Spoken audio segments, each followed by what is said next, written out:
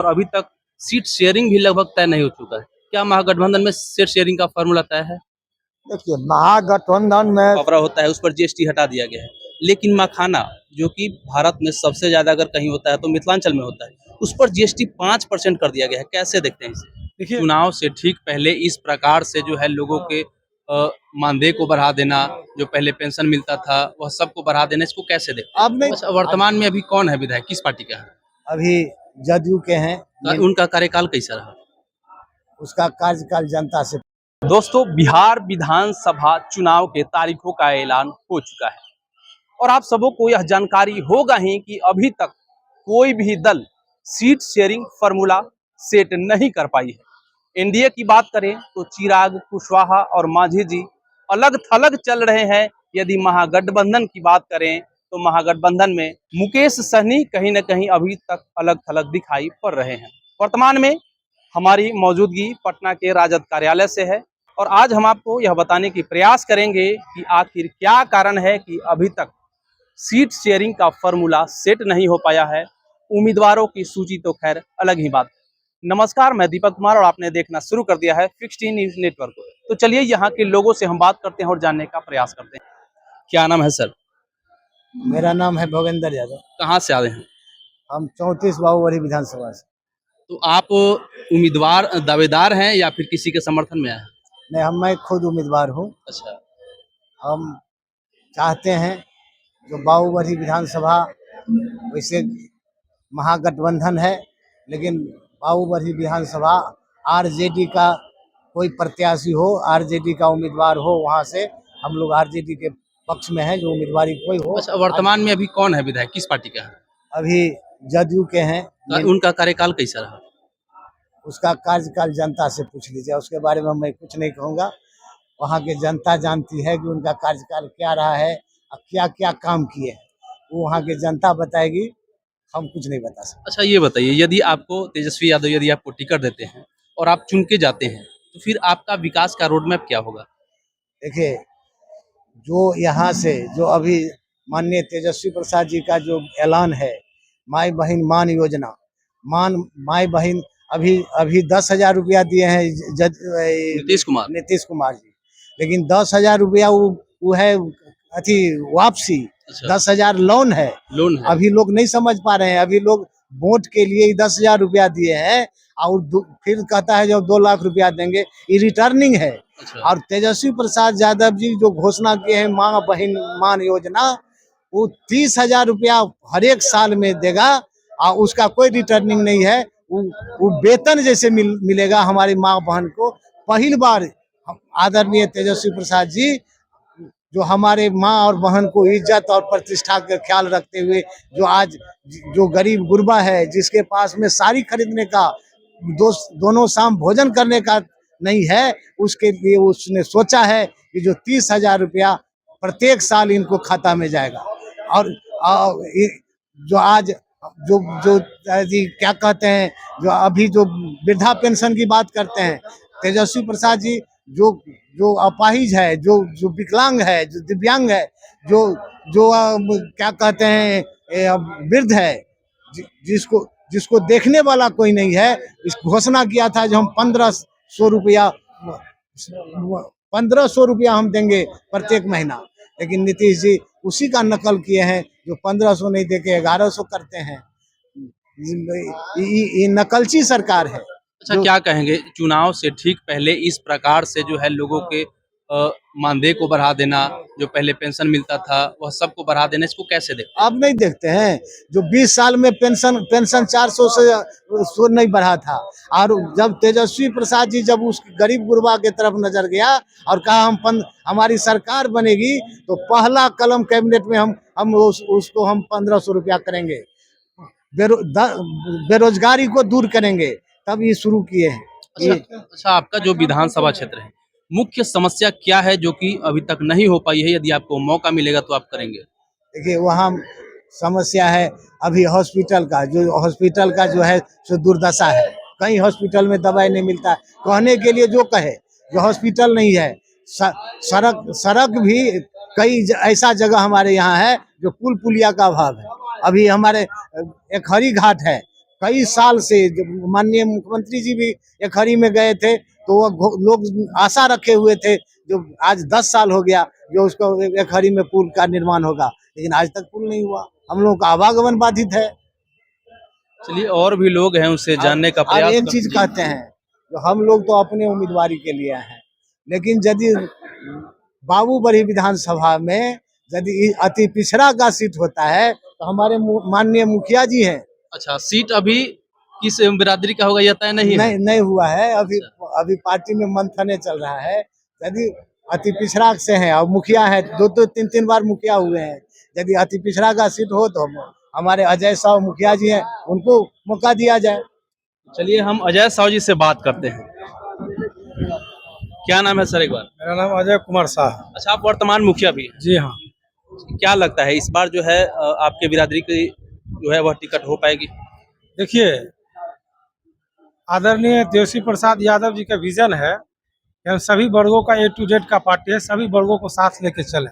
ये हमें मुझे विश्वास है कि उस हम लोगों के बिरादरी का भी सही उचित स्थान देंगे, सही सही जगह टिकट देंगे। अच्छा, चलिए, क्या लगता है यदि आपको तेजस्वी प्रसाद टिकट देते हैं, आपको मौका मिलता है, आप सदन तक पहुंचते हैं, तो विकास के लिए रोड मैप क्या है आपके पास? देखिए, जन जन तक मेरा काम रहेगा कि जन जन तक लोगों तक मेरा काम विकास का काम पहुंचाना रहेगा और पहुंचाने का काम करूंगा। उनका जितना विजन होगा उस पर खरा उतरने का काम करूंगा। अच्छा, एक और चीज़ देखा जाता है कि आप जिस क्षेत्र से आते हैं वहाँ पर मखाना की सबसे ज़्यादा खेती होती है, और अभी जैसे ही जीएसटी का स्लैब घटा है, वैसे ही गुजराती में एक ढोकला फाफड़ा होता है, उस पर जीएसटी हटा दिया गया है। लेकिन मखाना, जो कि भारत में सबसे ज़्यादा अगर कहीं होता है तो मिथिलांचल में होता है, उस पर जीएसटी 5% कर दिया गया है। कैसे देखते हैं इसे? देखिए, उनको जीएसटी जो मखाना पे के किए हैं वो उचित नहीं है, इसलिए नहीं है। ये आप गुजरात के हैं, आप वहाँ उद्योग का बढ़ावा दे रहे हैं। हम लोग जब मिथिलांचल में, बिहार में कोई अगर उद्योग लगता है तो आप उस पर जीएसटी बैठाते हैं। वहाँ आप जीएसटी माफ़ करते हैं, यहाँ जीएसटी लगाते हैं। यहाँ हम लोगों को तो शोषण ही न किया जा रहा है। वहाँ भी आप उतना जीएसटी लगाइए, तब समझेंगे कि वहाँ आप जीएसटी लगाए हैं, यहाँ भी लगाया है।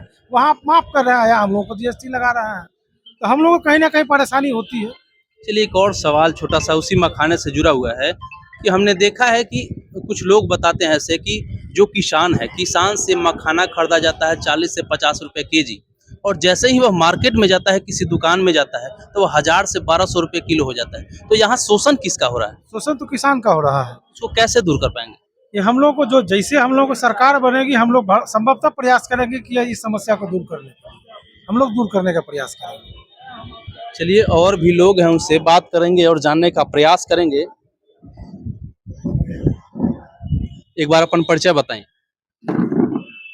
मेरा नाम है राजेंद्र यादव, मधुबनी जिला मेरा घर पट्टा है, मधुबनी जिला राष्ट्रीय जनता जिला उपाध्यक्ष में। चलिए, एक छोटा सा सवाल है आपसे कि आखिर क्या कारण रही कि लगभग 20 वर्षों से राजद सत्ता से दूर रही?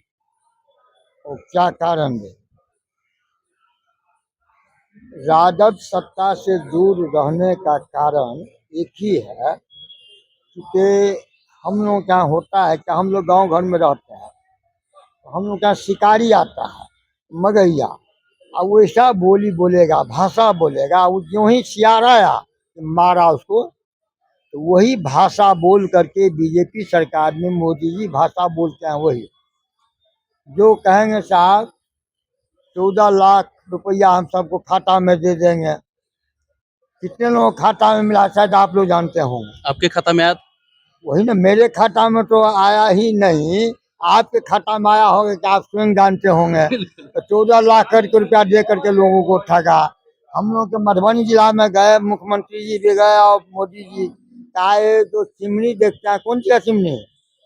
हम लोग क्या शुगर मिल का चिमनी में से धुआं नहीं निकलेगा तब तक मैं फिर दोबारा नहीं आऊंगा। गए भी थे? वो जमीन गए तब ना वहाँ घोषणा किए, जाने के बाद में वो जमीनों बेच लिए, वो जमीनों को बेच दिए प्राइवेट कंपनी के हाथ से।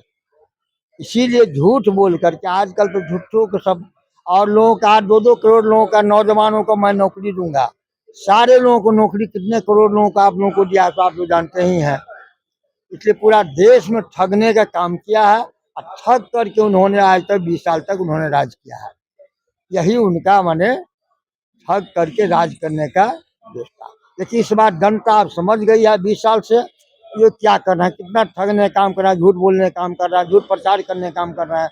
अभी आप जानते होंगे हमारे आदरणीय नेता तेजस्वी प्रसाद यादव ने नौजवानों को 10 लाख नौजवानों को रोजगार देने का काम किया, 5 लाख लोगों को रोजी रोटी देने का, नौकरी देने का काम किया। प्रत्येक घर में गरीबों के घर में दिया जलाने को उन्होंने काम किया, योजना उन्होंने बनाया था 17 महीना में, मात्र 17 महीना में।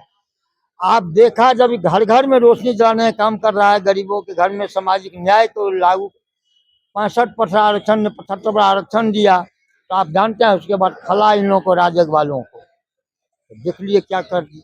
अच्छा, अक्सर जो है जदयू वाले, भाजपा वाले यह सवाल उठाते रहते हैं कि जब मुख्यमंत्री नीतीश कुमार हैं तो फिर उप मुख्यमंत्री तेजस्वी यादव होकर के रोजगार कैसे दे सकते हैं?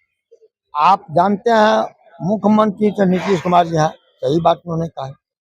मुख्यमंत्री जी जब गए वहाँ मिलने के लिए तो मुख्यमंत्री जी को जब कहा जो नौकरी देने के नाम पर हम नौकरी 5 लाख लोगों को 10 लाख लोगों को देंगे, तो कहा तुम अपने बाप के घर से पैसा लाओगे। उस वक्त मुख्यमंत्री नहीं थे क्या? समय भी मुख्यमंत्री थे ना, तो मुख्यमंत्री रहते हुए उन्होंने क्या कहा तेजस्वी जी हमारे नेता को, तुम अपने बाप के घर से पैसा ला के दोगे।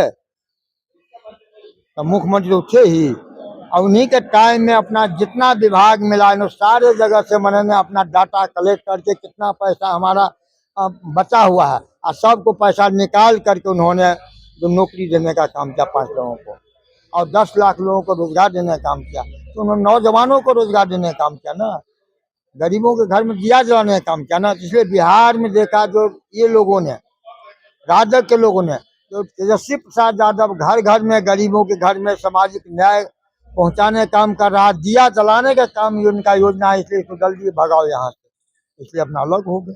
अच्छा, यह देखा जा रहा है कि अभी तक सीट शेयरिंग भी लगभग तय नहीं हो चुका है। क्या महागठबंधन में सीट शेयरिंग का फॉर्मूला तय है? देखिए महागठबंधन में सीट शेयरिंग का पहला हमारे नेता लोग कर रहे हैं, सभी लोग मिल के कर रहे हैं, सभी एक साथ मिल गए हैं और सब फार्मूला अपना तैयार कर लिए हैं। वो लोग सब फार्मूला तैयार है, वो लोग घोषणा करेंगे। बहुत सौहार्दपूर्ण वातावरण में सब मिलजुल कर रहा है, कहीं कोई हमारे यहाँ नहीं। लगभग उम्मीदवारों की सूची कब तक आ जाएगी? उम्मीदवार को सोचिए आप, शेयर जो हो जाएगा सीट शेयर, उसके बाद में सब नेता मिल के करेंगे। ये जितना है 200 से 400 सीट पर, कहीं कोई नहीं है, सब मिल करके कर रहे हैं और कर लेंगे हमारे नेता उसमें। चलिए, आपने देखा कि अभी तक जो है चुनाव आयोग का चुनाव के लिए डेट अनाउंस हो चुका है, लेकिन इस स्थिति में अभी तक कोई भी पार्टी अपनी सीट शेयरिंग भी लगभग फाइनल नहीं कर पाई है और उम्मीदवारों की सूची तो खैर दूर ही है। खैर, इस वीडियो को लेकर के आप अपनी राय, अपनी प्रतिक्रिया कमेंट बॉक्स में जरूर दें।